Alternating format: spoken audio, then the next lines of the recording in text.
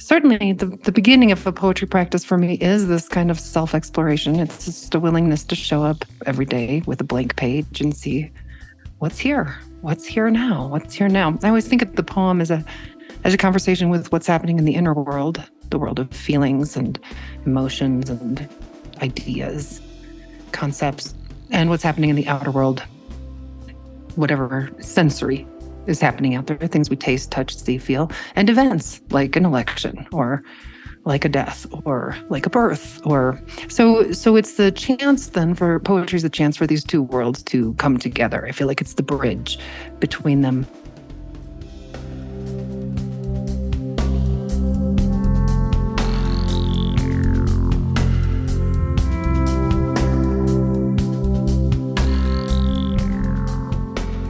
Welcome, everybody, to Mindrolling. And this is Raghu with an old friend who we haven't chatted with in a couple of years, right? Rosemerry, welcome. It's been a couple of years. Word woman, Rosemerry. I'm happy to be back. Thank you. And I'm happy to do this because for me, and as you might imagine, everybody, and if you don't remember Rosemerry from a couple of years ago, which I wouldn't blame you because there's so many podcasts out there.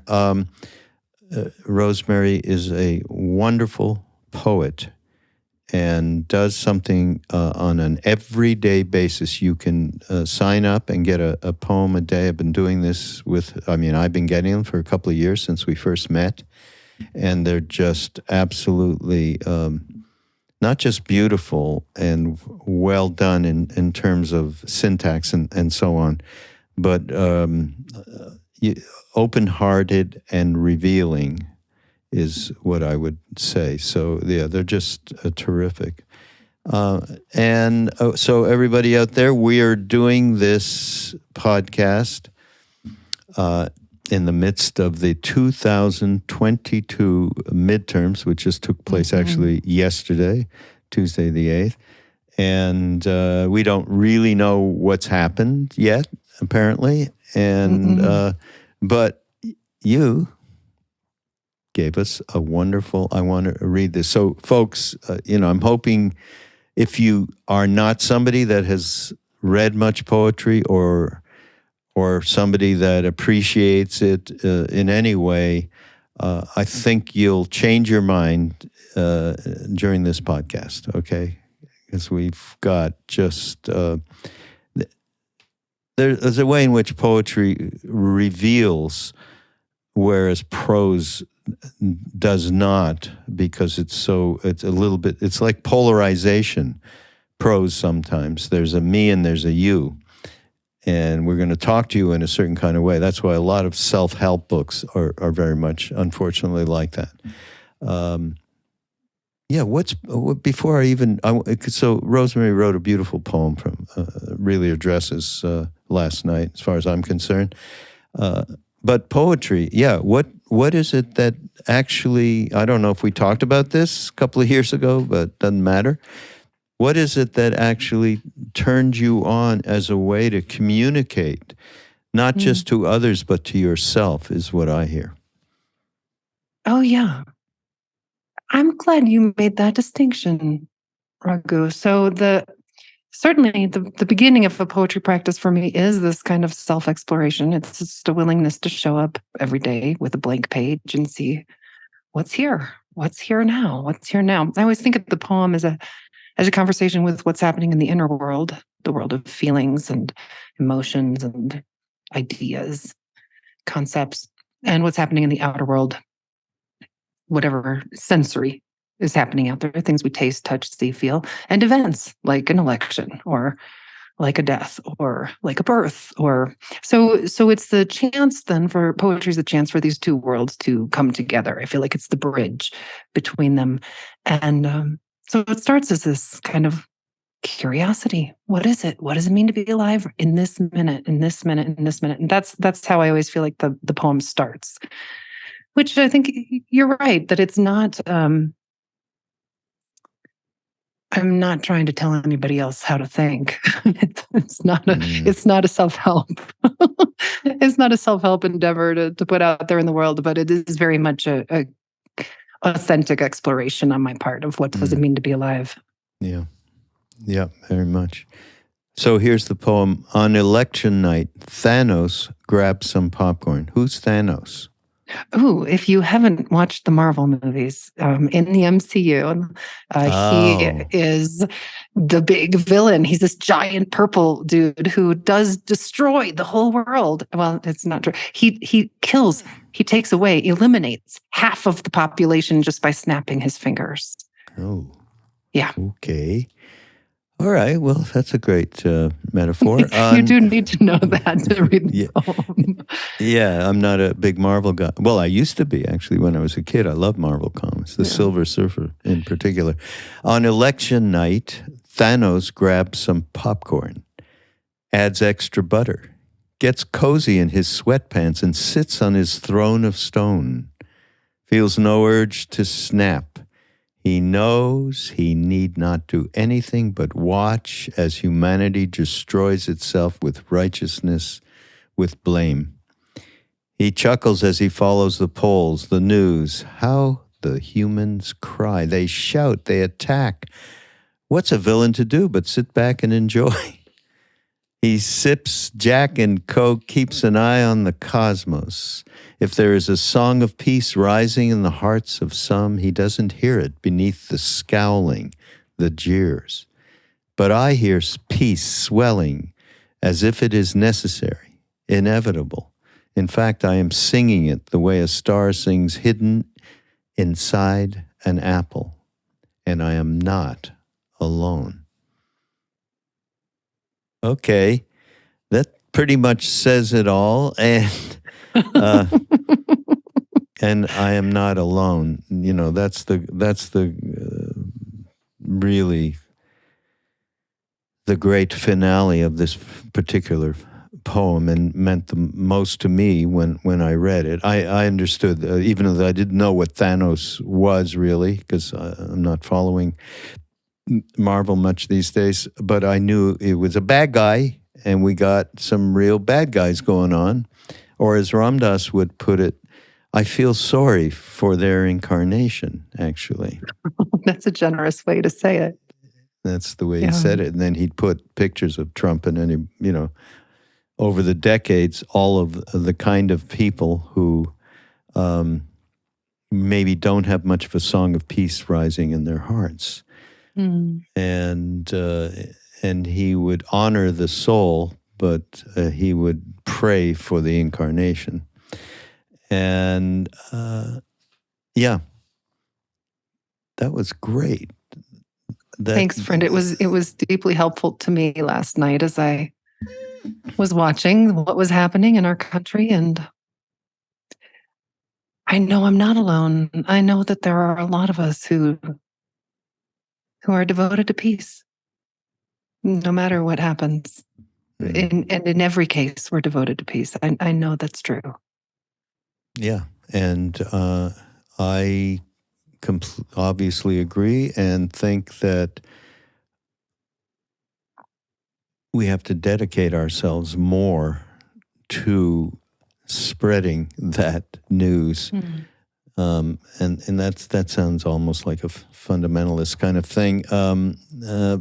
Basically, I think we need to devote more time to opening our hearts up, even to people like this. And that is, of course, the most difficult of tasks, almost impossible. And we are wired for separation once we go through, however early in our incarnation, we understand we have a name, so we're separate.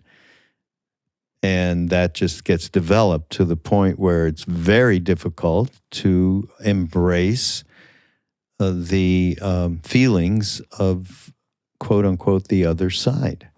And but that's really the work. And I'm impossible as far as, I mean, I look at myself and I see how impossible I am with the kind of condescending thoughts and, just denigrating the intelligence of people and so on. I mean, I am, this is something really, really that I need to work on.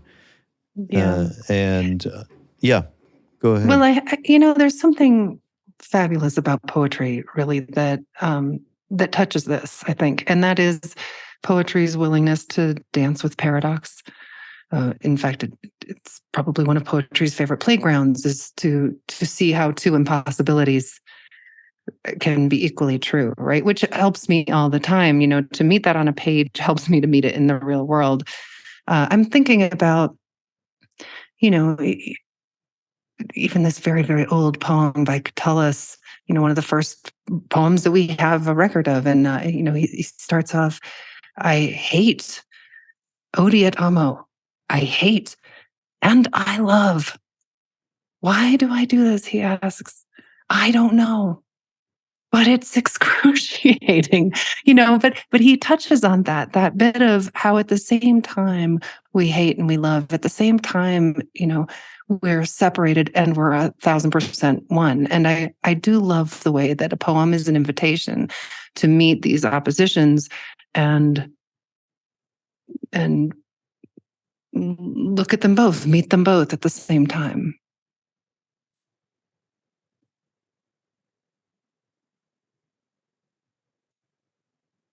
Oh, friend, I can't hear you. You're on mute. Sorry, going to have to edit there. I had the garbage truck going by. But yeah, no, absolutely. I mean, for me, it's a breath of fresh air. Meeting those paradoxes and everything else that you just mentioned is a breath of fresh air, because we are so stuck in the solidity of separation and polarization. Mm-hmm. And so to me, that's one of I thought, wow, this would be great. We should get back together. We haven't seen each other in a while, but also to address what we are all going through, and as this poem does address it in the most sublime way, really, is the kind of thing I think we all need to loosen up the grip that polarization has on us. So, yeah. Mm-hmm. I'm thinking now then of Rumi, Jalaluddin Muhammad Rumi, who says, the hurt you embrace becomes joy. Call it to your arms where it can change, right? So there it is again, those paradoxes, the hurt and the joy, and how it is that we transform it by call it to your arms, he says. What a crazy idea. And yet this is the practice, right? This is the practice. Yeah. Every one of the podcasts that I do with whoever I do them with always end up, there is a practice. You do practice. You can't play baseball well without practicing your batting and pitching. That's it. And yeah, and it's a tough thing because we are so busy. Our lives are so busy. But without nourishing that part of ourselves that is connected to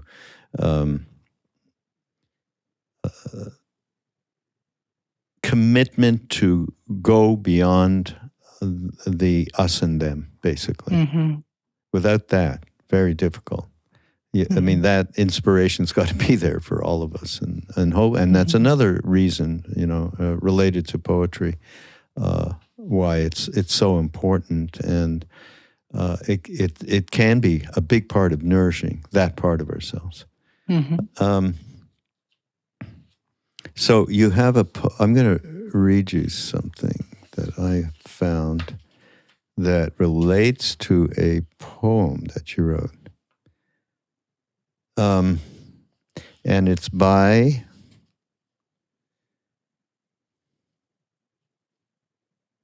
Brother David Stendhal Russ. Do you know Brother David? I know of certainly him. know Yeah, of him. yeah. Yes, yes. I believe he's still alive. Yes, he He's like in is. his late 90s, I think, at this point. Ram Dass interviewed him at one point. I happened to be looking at it the other day. It was really, but he's phenomenal. But he wrote Meaning in Silence. The notion of listening to the word, quote unquote, is so fundamental to our Western concept of meaning that we must almost leap over our own shadow to realize the possibility of finding meaning not primarily in word, but in silence. And yet there's a whole vast tradition of spirituality in which meaning hinges not on the word, but on silence, just as the Judeo-Christian Islamic tradition of spirituality is contained as in a seed in the one insight that, quote unquote, God speaks. So the key intuition of Buddhism is summed up in the celebrated saying, I have heard the sound of no sound. There is no aspect of Buddhist spirituality on which this dictum will not shed light. So then, really We're well back said. to the paradox, right? Yeah, exactly. And then you wrote a poem, Ode to the Echo. You could read it too if you had it. Yeah, sure. I can find it. Sure. Yeah, find it. You should do it. I love reading poetry. That's another reason why I thought, wow, this is great. They give me an opportunity to do that. I think that writing poems about silence is such a fun practice because it is necessarily paradoxical, and then to know then also, Raghu, that poems are deeply dependent on silence, just as song would be too. That it is an interplay, of course, with as any kind of sound and the silence that create each other. So this one I wrote just this last weekend. I was leading a group of high school students at a retreat in Ohio. This is Ode to the Echo.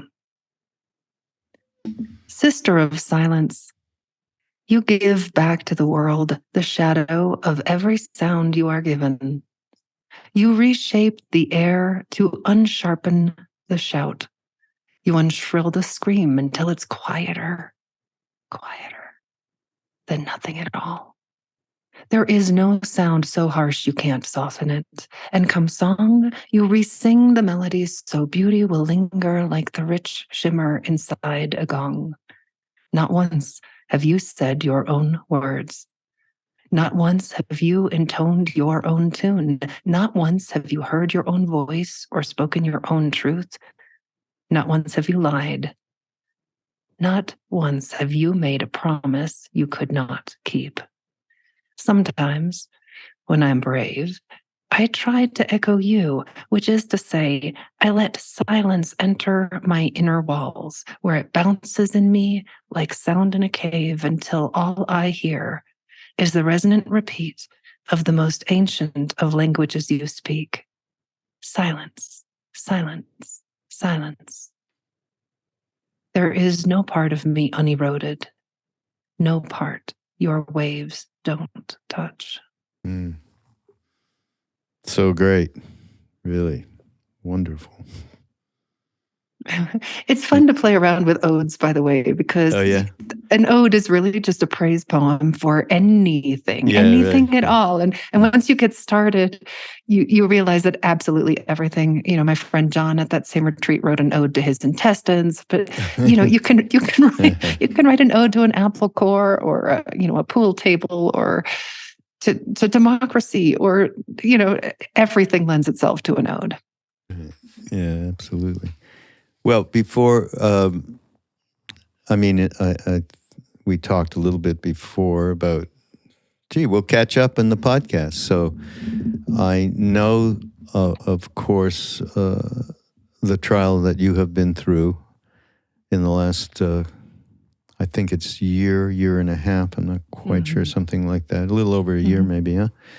So maybe you should share that because it informs much of the poetry that has come out of you in that time. Mm-hmm. And it's something that, of course, many people have been encountering one way or the other, and that is grief. Mm-hmm. So I think it might be helpful for you to share. Mm-hmm. Thank you. There isn't an easy way to say it, friend, but like many people in the last few years, I've been experiencing lots of loss, most particularly the death of my son back in August of 2021, when he chose to take his own life just before his 17th birthday. And 2 months after that, my father died. So it's been,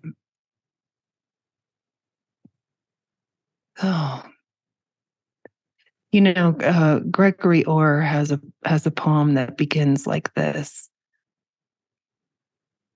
not to make loss beautiful, but to make loss the place where beauty starts, where the heart understands for the first time the nature of its journey.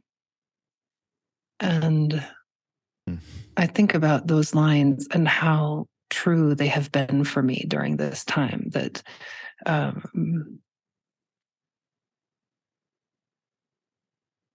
there's been I cannot see the loss itself as beautiful, but there has been an enormous invitation to receive love and give love like I have never felt before, where the heart understands for the first time the nature of its journey. And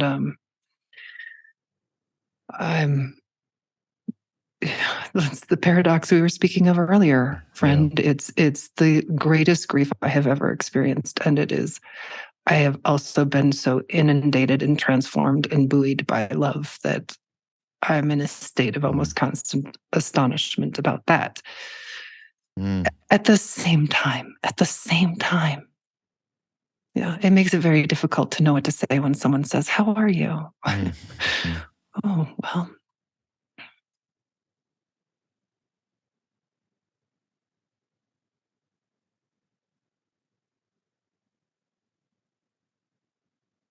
And what talk about the paradox? We understand the grief. Talk about the moving, the transformation. Mm.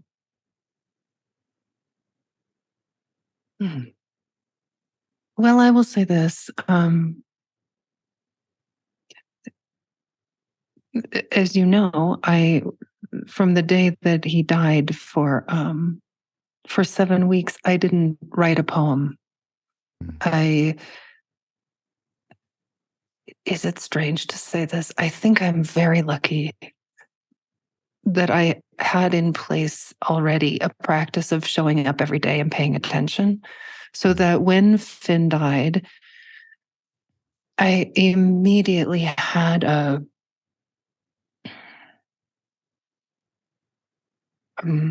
intention to feel all of it, to meet it all. I just wanted to show up and meet every single thing that came. And people would say things like, "Oh, I would take away part of it for you if I could," and I would think, I would never let you. This is, I want to feel all of this. I don't think that would have been possible without a practice that already in place of showing up and seeing what's here. And also, by the way, my spiritual teacher, Joy Sharp, I know that I'd been working with her already in satsang for over 10 years at that point. And so to already have a practice of asking, who am I, without a desire to find an answer, but to just continually meet it. So part of this process of meeting that grief and also being so crazily supported, I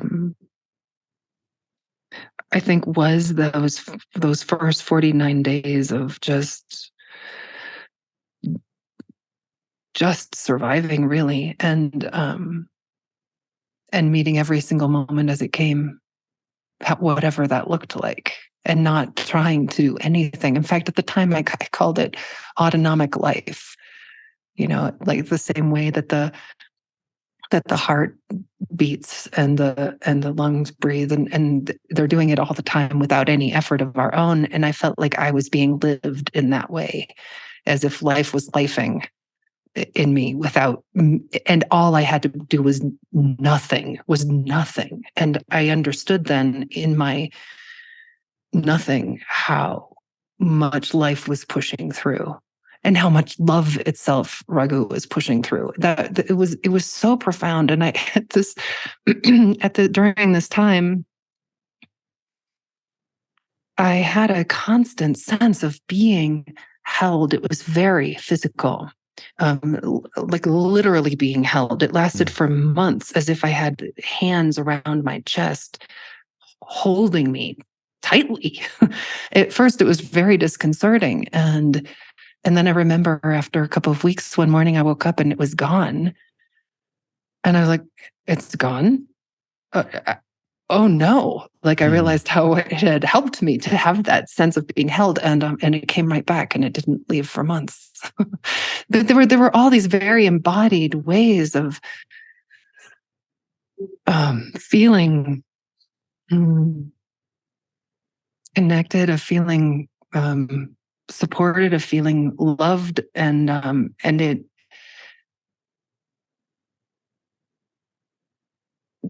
it's informed me completely. I just feel like every cell got rewritten during this time, and in a way that has invited an openness and a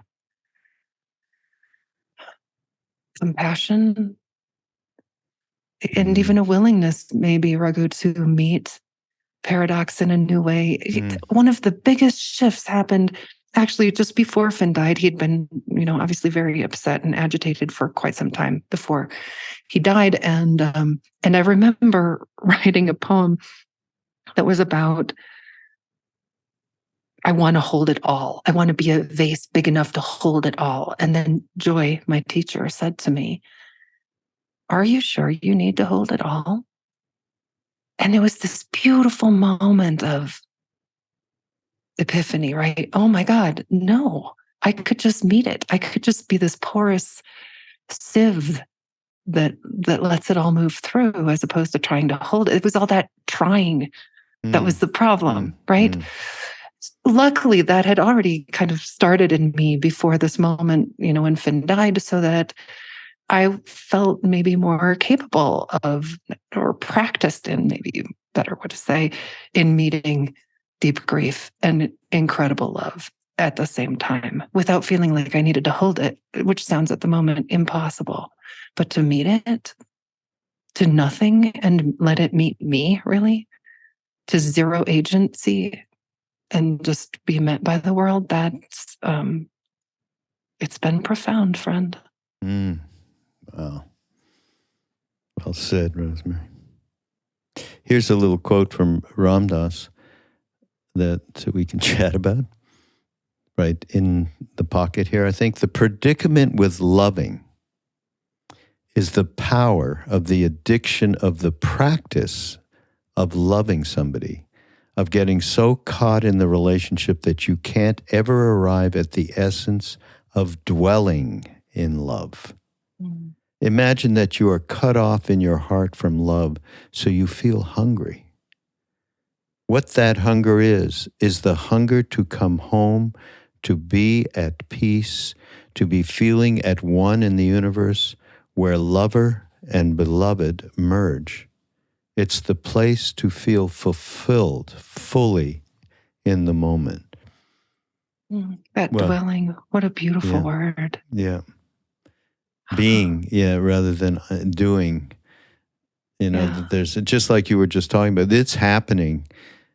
There's no trying. There's, yes, we all do all of those things because either we want to protect ourselves or we want to fulfill the projection that we have. But dwelling, essence of dwelling in love. Can I share a poem with you? Yeah. That kind of touches No, on don't this a do little it. bit. Don't do it. No, not a poem. Yeah, maybe it's speaking a little bit to that. It's called Condition. My body, thank you for carrying this ache, for carrying it not like a burden, but like a baby, like a gift, like something that will change you and keep changing you forever. Of course, you would want to shut down, to close, to contract, but I see how the grief grows you. Though it shreds your sleep, though it drops you to the floor, you learn what it is to be a mother through no effort of your own. You are on board for a miracle. So big, this invitation to love. Oh, body, you would never ask for this, and yet you meet this grief every moment. You find inner doors you never knew were there, and you swing them open, not to rid yourself of the ache, but to grant it full access, to know the grief completely, to let it rewrite you, remake you, rebirth you, to let it teach you what it means to be alive. Mm. Mm. Very great. Well, it's like what you were just saying, and Ram Dass was saying. I think that that dwelling in that, and that knowing that in protecting ourselves, that we're cutting ourselves off. I guess I really understood that in this last, how any effort I made to protect myself from the pain actually was destructive, was self-destructive. Yeah. Yeah. In fact, it hurt. That hurt more than anything. Was that attempt to the loss of being present hurt the most. That's interesting. Wow. And people would say, Rosemerry, you don't have to feel it all the time, as if it was a problem.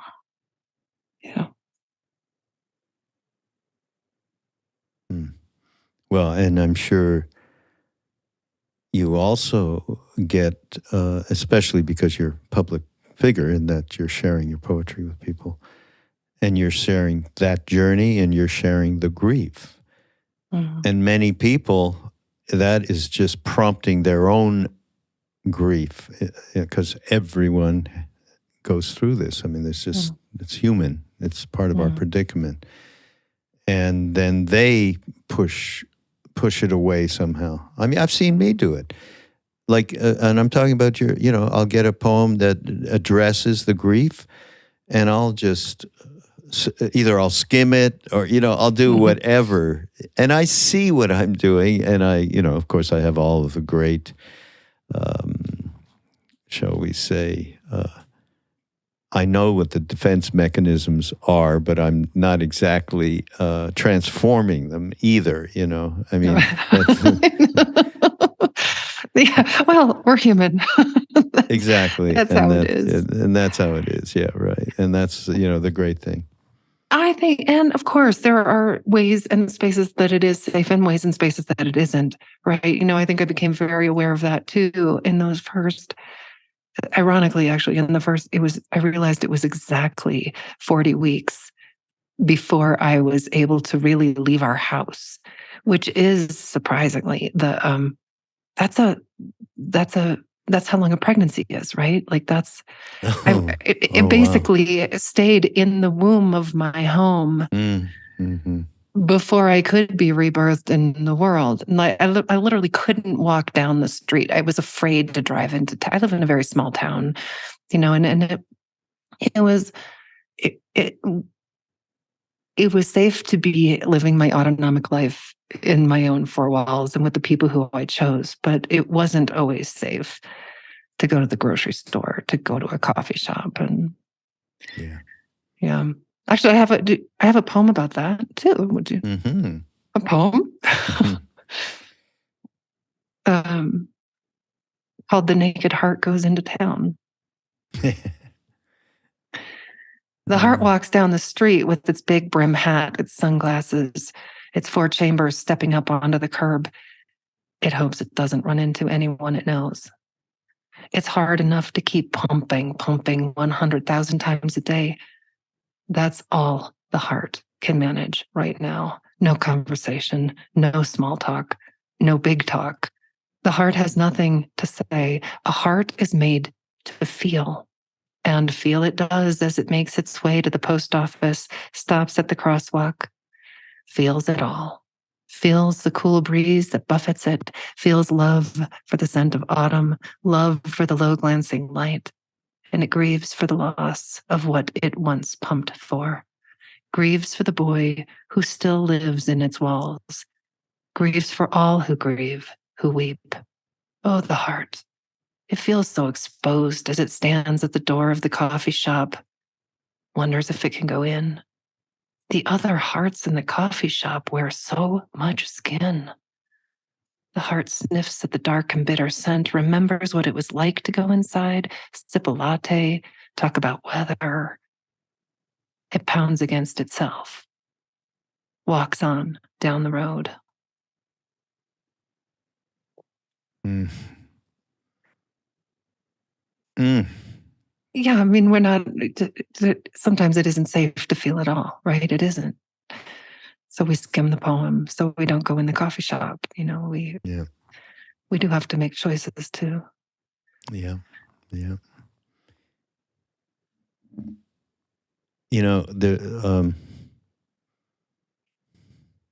When you talked, you've been talking about trying and more of the automatic nature of how it expresses itself in terms of transformation and all of it.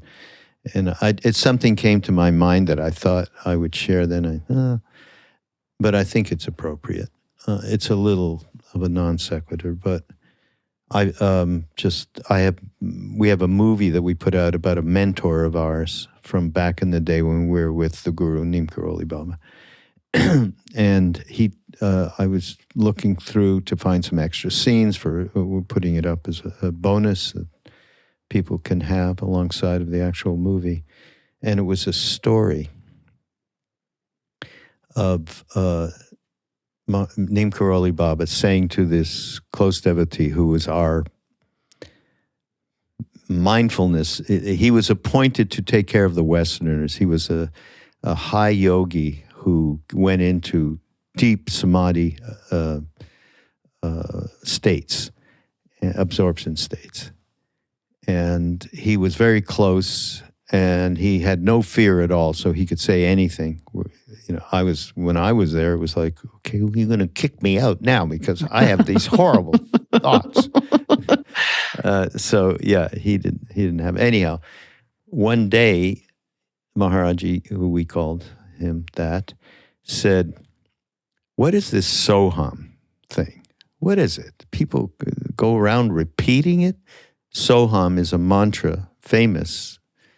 I am that. So you are identifying with that which is. Beyond any kind of religion or any of that, you identify with that." And he said, "Soham, what is Soham? People keep repeating this? They think I'm repeating this? What is this about?" He's saying, because that's the way he used to talk to people with questions. Anyhow, at one point he said, "Here, close the door, come in the room." And he just said one word, "See?" Twice, "See?" And this man, K.C. Tiwari, went into a place where there was no Baba, there was no me. He said there was no you. There was absolutely, I cannot describe, it was the ineffable experience. But all that was happening, inside, outside, everywhere, was Soham. Soham. It was the fabric of the universe. Self-identify. He knew it. He got that experience, and then Maharaji would say, yeah, that's trying to repeat this mantra to get it. It's already happening for everyone all the time. And that to me was, when you were describing that, you were describing describing the experience of going through what you went through, and the transformational process was a natural process. It wasn't something that one tries to do. So that it takes me to the next realization, which is all we got to do is trust that a little bit. Yeah. Wow. That word, friend, trust, has never been more up for me than it has in the last, year and a few months, that I think of it constantly, actually. I think of it constantly,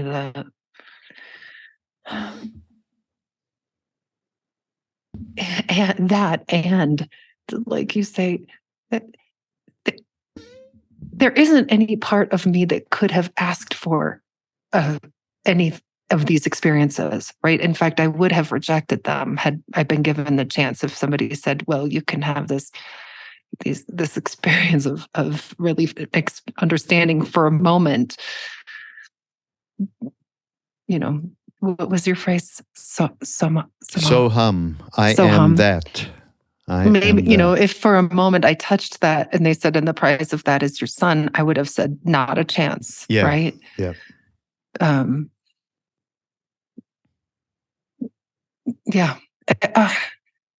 Here, let me read another poem. Mm-hmm. Let me see if I can find it real quick. It's about this longing I had to be opened, and yet how I would never have ever. Here it is. So it starts with this memory, I suppose, of a time maybe 8-10 years ago when I was playing with my son and my daughter in the sand, and I had taken some stones and I had written in the sand, "Open me," which was, I think, a very authentic prayer at the time. Here we go, the prayers. When I asked the world to open me, I did not know the price. When I wrote that 2-word prayer in the sand, I did not know loss was the key, devastation the hinge, trust was the dissolution of the idea of a door. When I asked the world to open me, I could never have said yes to what came next. Perhaps I imagined the waves knew only how to carry me. I did not imagine they would also pull me under. When I asked the world to open me, I had not imagined drowning was the way to reach the shore. The waves of sorrow dragged me down with their tides of unthinkable loss. The currents emptied my pockets and stripped me of my ideas. I was rolled and eroded and washed up on the sand like driftwood. Softened, I sprawled there and wept, astonished to still be alive. It is not easy to continue to pray this way.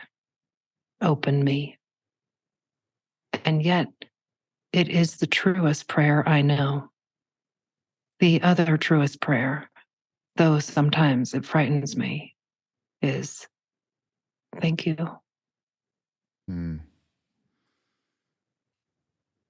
I picked that one out too. You did. Mm-hmm. Well, there it is. There's the trust. Mm-hmm. There's the paradox. And there's the...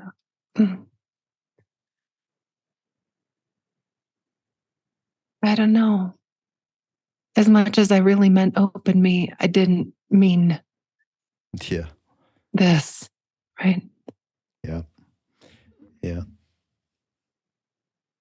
That happens for people who all of us who suddenly got the idea, wow, there is a way to transform and not be this self-centered being who believes everything they think and there is a way, and once there is that realization and one steps onto that path, because remember we talked about practice, it does take practice, at that point, you're going to encounter, there's much more awareness and mindfulness, and you're going to encounter the vicissitudes of being human, no matter what. So, yeah. Do you know, I don't know if we talked about him last time, if I brought it up. Stephen Levine, do you know who Stephen Levine is? I know who he is, certainly, in his work, for sure. Yeah. So anyhow, because you're just I happen to have some of his he's an amazing poet, as well as, of course, an amazingly insightful person around death and dying. And he worked with Ram Dass for many, many, many years. And yeah, here's one of his poems. We talk about Oh, prayer. good. Yeah. It's called If Prayer Would Do It. And so it's really linked up to the poem you just read. If prayer would do it, I'd pray. If reading esteemed thinkers would do it, I'd be halfway through the patriarchs.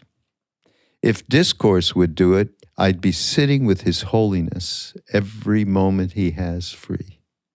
If contemplation would do it, I'd have translated the periodic table to hermit poems, converting matter to spirit. If even fighting would do it, I'd already be a black belt. If anything other than love could do it, I've done it already and left the hardest for last.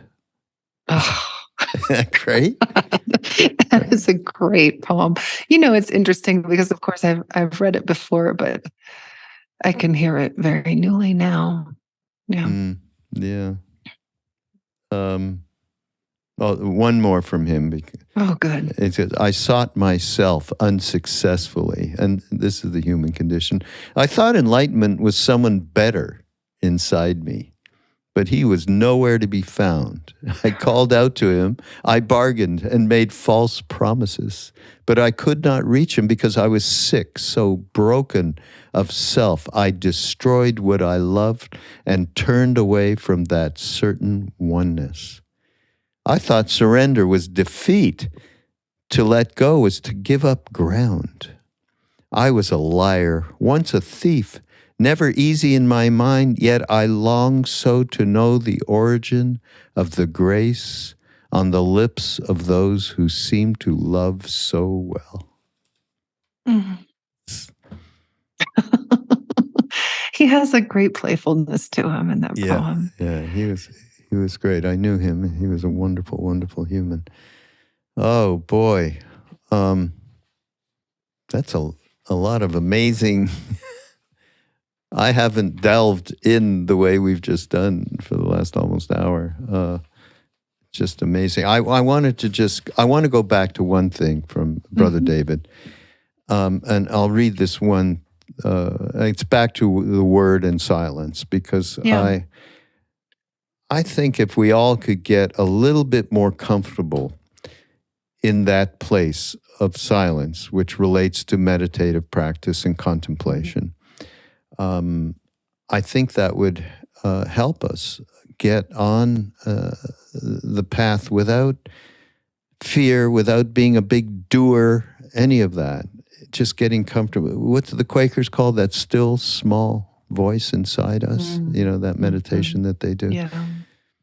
So he said, Brother David, only by the tension between word and silence is meaning upheld. And in parentheses, he says, both word and silence are taken here in the most comprehensive sense as two dimensions of all reality. The moment we relax this tension, meaning escapes us. The moment we break the tension, meaning is broken. So, yeah, there's a paradox, right? I'll say it again. The moment we relax this tension, meaning escapes us. That's intense. The moment we break the tension, meaning is broken. Failing to see the distinction between word and silence, a distinction greater and more basic than any other, would mean relaxing the tension. Yet pushing the distinction to the point of separation would break the tension. The point is that silence and word are distinguished as well as united by a third dimension of meaning, that of understanding. Mm. Oh, that's beautiful. Really very deep thinker, Brother David. Mm-hmm. And I think it suggests something to us about being able to. This is what I got. One thing I got was certainly being able to be a wide open listener with other people, and a person with the ability to pay attention. Simone Weil, I think, said that wonderful quote, or had a wonderful quote. The most generous thing you can do for another human being is pay attention. Mm-hmm. So that link, I really got out of that, again, more going towards how do we cut through the polarization, which is such a big theme in our lives, more and more and more these days. And I think, this thing between, the play between the word and the silence, I think is a big deal. It's a big deal. And I love this phrase you just used, of being a wide open listener. To be a wide open listener. Really, that's the real invitation of any poem, right? More than finding your voice. That's what people say. I need to find my voice. Actually, we need to be wide open listeners. That's what's really, I think, being asked of us is that. Can you, how widely can you listen? How openly can you listen? Mm-hmm. Yeah, that is absolutely key, right? Absolutely key to this. I have to say, I don't have a deep meditation, a silent meditation practice.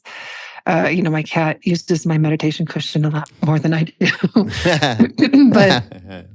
But there's a sweetness that happens when we meet blank pages. And I think this happens for most of us, right? Where you meet a blank page and suddenly you're completely blank.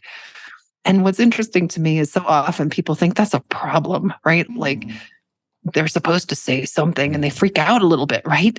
And I think to myself, oh my God, people pay tons of money for this to get totally blank, and that's what happens most of the time when you sit down with a blank page, is you get that exquisite, like, nothing moment. And it's actually something I love most of all about a blank page. Just that's meditation. It's just the formality that people think they need to get into. Yes, it's true. If you can just step aside, really, it's step out of your day-to-day me-ness, right? Mm-hmm. Little guy, I call it. Yeah. And once you do that, it does, whatever the form is, for you, it's a blank piece of paper. There's no different than me going and sitting and just being in the moment, being here now, as somebody said. There's no difference there. There's no difference in saying a prayer. There's no difference in reciting a poem. All of it leads to the same place, which is to connect with that true part of ourselves. Yeah. True meaning we are not caught in, self-serving motivations all the time and polarizations and judgments, and we're not judging ourselves. We're not talking shit to ourselves, which we all do a hell of a lot of. So that's what it's about. That's what true meditation is. Again, comes up my mentor, K.C. Tuari, who we did this film, Brilliant Disguise. He says at one point, he's actually giving advice to somebody and telling him, it'd be good for you to meditate. But he goes, but meditation's not about power. It's not business. Meditation is a way of life. That, to me, was the most deeply connective to anybody idea of what meditation is. Because in the West, we're all trying to achieve stuff, and it's very much, we're really programmed deeply there. So to realize meditation is writing a poem and being with it completely. Meditation is in saying a prayer, but completely being with it in the moment, which is why Ram Dass's "Be Here Now" is really right. He was right. He was right. He was right. Oh boy! Thank you so much, Rosemerry Trommer. And you're going to get links to her. You'll be able to. We're going to link to the website where they can then sign up to get the poem every day. Yeah, you can sign up right there at 100fallingveils.com. You can either see the daily poems that post them there every day online, or you can sign up to have them come to your inbox. You can do it either way. Yes, either way. So we'll have all those options in the show notes, everybody. And they're just, you're pretty amazing, Rosemerry, in terms of the volume. Doing one every day. It's a lot of poems, isn't it? It's like, it's a lot of poems. I feel the same way doing a podcast every week, though, I'll tell you that. Yeah, no, it's showing up again, again. Exactly. Yeah. And that's what it's all about. So thank you for sharing the way that you do so transparently. It's really beautiful. And wordsmith, yes. It's just lovely. Okay, everybody, this is Mindrolling, and we'll be back next week. Meanwhile, as I said before, you'll be able to link up with Rosemerry through the show notes and the links that we'll have there. And we shall be back on Be Here Now Network. Go to BeHereNowNetwork.com. And I always say it, the plethora of amazing voices that are on this network, we are very proud of. So check it out. And we'll see you next week. Thank you, Rosemerry. Thank you.